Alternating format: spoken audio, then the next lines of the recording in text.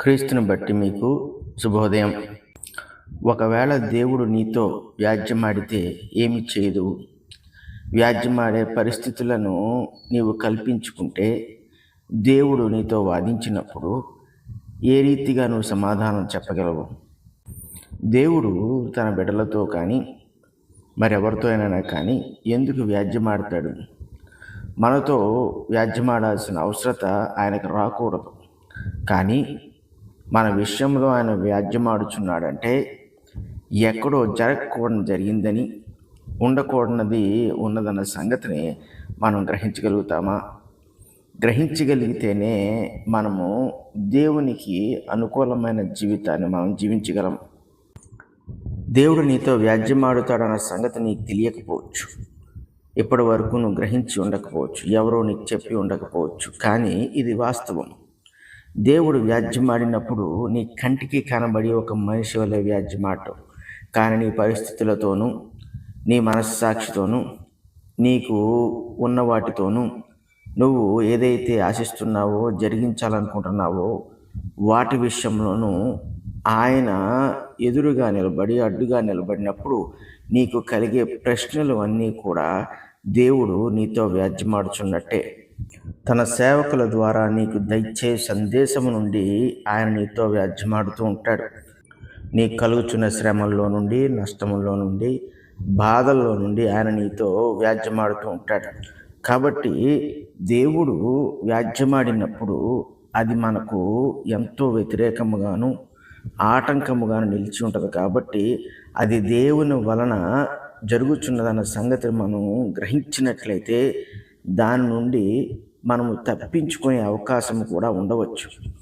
అయితే ఈ వ్యాజ్యము ఎందుకు దేవుడు చేయుచున్నాడో మనము చూడొచ్చు. హోషేయ గ్రంథము 4వ అధ్యాయము 1వ వచనంలో అంటున్నాడు, ఇశ్రాయేలీయులారా, యెహోవా మాట ఆలకించుడి. సత్యమును కనికరమును దేవుని గూర్చిన జ్ఞానమును దేశమందు లేకపోవట చూచి యెహోవా దేశ నివాసులతో వ్యాజ్యమాడుచున్నాడు. ఈ సంగతులను మనం జాగ్రత్తగా అర్థం చేసుకోగలగాలి. ఎందుకంటే ప్రతివాడు తాను వెలుచున్న మార్గము మంచిదే అని, సత్యమైనదే అని, అది మేలును జరిగించినదని యోచించుకుంటూ వెళ్ళిపోతుంటాడు. అంటే ఎవడికి వాడి మార్గాన్ని ఏర్పరచుకుంటూ ఉంటాడు. చాలాసార్లు దేవుని యందు ఉన్నామనుకుని కూడా మన ఇష్టానుసారముగా మనకు నచ్చినట్లుగా ఒకవేళ సేవకులు చెప్పారనో, పెద్దలు చెప్పారనో, స్నేహితులు చెప్పారనో మనము నడుచుకొని వెళ్ళిపోతున్నప్పుడు దేవునికి విరోధమైన సంగతులు చాలా మన జీవితాల్లో చోటు చేసుకుంటూ ఉంటాయి. కాబట్టి ఇక్కడ ఇశ్రాయేలీయులను ఆలోచన చేసినప్పుడు వాళ్ళు చుట్టూ ఉన్న అన్య దేశములను బట్టి జీవించడం మొదలుపెట్టారు. కాబట్టి వారికి ఈ పరిస్థితి ఏర్పడింది. ఇప్పుడు యెహోవా దేవుడు వారికి ఇటువంటి వార్నింగ్ని దయచేశాడు. ఆయన ఏదైతే తన ప్రజల్లో నుండి గ్రహించగలిగాడో దానిని వివరిస్తూ దాని విషయంలో వ్యాజ్యమాడుతున్నాడు. అందుకే వాళ్ళ పరిస్థితులు తారుమారైపోయినాయి, వాళ్ళ జీవితంలో తలక్రిందులైపోయినాయి. వారు వారి స్వదేశములో ఉండకుండా చెరలో, పరదేశములో ఉండే పరిస్థితులు ఏర్పడ్డాయి. కారణము సత్యమును కనికరమును దేవుని గుర్చిన జ్ఞానము దేశమందు లేకపోవటయే. ఎక్కడైతే సత్యము లేదో, అంటే విశ్వాస్యత ఉండాలి, దేవుని యొక్క మాటల ఎడల విశ్వాస్యత ఉండాలి, దేవుని వాక్యం ఎడల దేవుడికి ఉన్న స్వేచ్ఛను మనమును కలిగి ఉండాలి. దేవుడు తనిచ్చిన వాక్యము పట్ల ఆయన కలిగిన స్వేచ్ఛను మనం దొంగిలించడానికి వీల్లేదు. ఇలాంటిది ఎప్పుడైతే జరుగుతుందో, అంటే ఆయన స్వేచ్ఛను దొంగిలించడం జరుగుతుందో, అనగా మనుషులు తమ ఉద్దేశాలతో, తాము గ్రహించిన సంగతులతో, లేక ఆర్జించిన విద్యతో, మనుష్య జ్ఞానముతో ఎప్పుడైతే దేవుని వాక్యమును వాళ్ళు ప్రకటిస్తూ ఉంటారో, సంపూర్ణమైన జ్ఞానమును సంపాదించకుండా పరిమితమైన మనుష్య జ్ఞానముతో వాళ్ళు ఈ వాక్యమును ప్రకటిస్తూ ఉంటారో, అప్పుడు దేవుని స్వేచ్ఛను వాళ్ళు దొంగిలిస్తూ ఉంటారు. అంతేకాదు, దొంగిలించడం వల్ల దాన్ని అడ్డుకుంటూ ఉంటారు, భంగపరుస్తూ ఉంటారు. ఇటువంటి పరిస్థితుల్లో జరిగేది ఏంటంటే కనికరము, దేవుని గురించిన జ్ఞానము సమాజంలో ఉండదు. ఆ మనుషుల చేత నడిపింపబడుచున్న వారిలో ఉండదు. ఎక్కడైతే కనికరము లేదో అక్కడ పాపము పూర్తిగా నశించలేదు.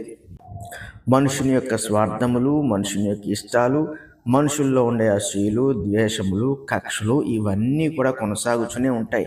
మనుషుల్లో ఉన్న వేర్పాటుతనము ఇది కూడా వాళ్ళల్లో జీవిస్తూ ఉంటుంది. ఇలా ఉన్నప్పుడు దేవుని జ్ఞానమునకు చోటు ఉండదు. కాబట్టి దేవుని ప్రజలని చెప్పుకొనుచున్న వారు సైతము మేలైన నిర్ణయాలు తీసుకోలేరు. జ్ఞాన సంబంధమైన ఆలోచనలు వాళ్ళు కలిగి ఉండలేరు. ఇతరులకు హాని చేయకుండా వాళ్ళు ఉండలేరు. ఇతరుల విషయంలో వాళ్ళు తప్పుగా మాట్లాడకుండా ఉండలేరు. రకరకాల అపరాధములు ఇందులోంచి పుట్టుకు వస్తూ ఉంటాయి. కాబట్టి దేశమందు అనగా ఆయన ప్రజల యందు, ఈ రోజుల్లో అయితే ఆయన సంఘము యందు ఈ జ్ఞానము ఎప్పుడైతే లేకపోవడం దేవుడు చూస్తున్నాడో అప్పుడు ఆ ప్రజలను ఆయన ఆటంకపరచడం మొదలు పెడతాడు. వాళ్ళ యొక్క జీవితాల్లో వాళ్ళ దినాలను అడ్డుకోవడం మొదలు పెడతాడు. అంతేకాదు వాళ్ళకి చేస్తానన్న మేళ్ళు, వాళ్ళకి ఇస్తానన్న సంగతులు అన్నిటినీ కూడా దేవుడు నిలిపివేస్తూ ఉంటాడు. వారి పక్షముగా వ్యాజ్యమాడు, వారికి విరోధముగా వ్యాజ్యమాడుతూ ఉంటాడు.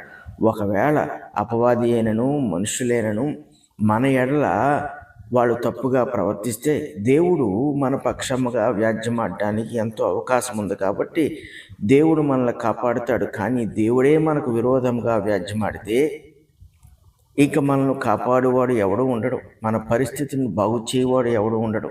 కాబట్టి మనలో ఏమి ఉన్నది, ఏమి కోల్పోయాము, ఏమి సంపాదించుకుంటున్నాము, వేటి వైపు మన మనస్సు ఉన్నది, దేన్ని బట్టి మన జీవితాన్ని కొనసాగించుకోవాలనుకుంటున్నాము, దేన్ని బట్టి మనల్ని మనం హెచ్చించుకుంటున్నాము, మనల్ని మనం తగ్గించుకుంటున్నాము, దేన్ని బట్టి మనము మన కుటుంబాలను జీవింపజేస్తున్నాము, సేవకులైతే దేన్ని బట్టి మీ సంఘాలను మీరు నడిపించుకుంటున్నారు, ఈ సువార్తను ప్రకటిస్తున్నారని ఆలోచన చేయాలి. ఎక్కడైతే సత్యం అనేది నిలిచి ఉండలేదో కనికరం ఉండదు. కనికరము ఉండని చోట దేవుని జ్ఞానము శూన్యముగానే ఉంటుంది. కాబట్టి దేవుని జ్ఞానమును వాళ్ళు పొందలేరు, దాని ప్రకారంగా వాళ్ళు జీవించలేరు. ఇది కఠినమైన పరిస్థితులను ఏర్పాటు చేస్తూ ఉంటుంది. అందుకే హోషియా ప్రవక్త అంటున్నాడు ఇక్కడ, యెహోవా దేశ నివాసులతో వ్యాజ్యమాడుచున్నాడు. ఆయన వ్యాజ్యమాడుచున్నప్పుడు అది చాలా స్పష్టంగా ఉంటుంది. మనము దాన్ని అంగీకరించలేకపోవచ్చు, కానీ సమాజానికి అది చాలా స్పష్టంగా కనబడుతుంటుంది. మనము ఎన్ని వాదములనైనా మన పక్షముగా వినిపించవచ్చు, కానీ పరిణామములు దేవుని వల్ల కలిగినప్పుడు అవి అందరికీ అర్థం కాక మానవు. మన మనస్సాక్షి కూడా అర్థమవుతూ ఉంటాయి. కాబట్టి దేవుడు వ్యాజ్యం ఆడేది మన నాశనం కొరకైతే కాదు, కానీ మనము తిరిగి ఆయన వద్దకు రావాలనే ఉద్దేశంతో.